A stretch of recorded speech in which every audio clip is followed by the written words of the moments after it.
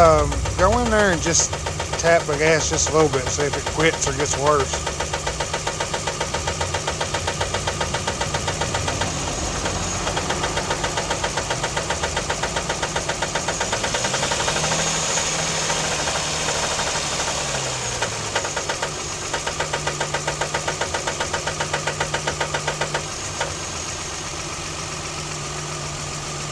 Yeah, I don't know why it quit.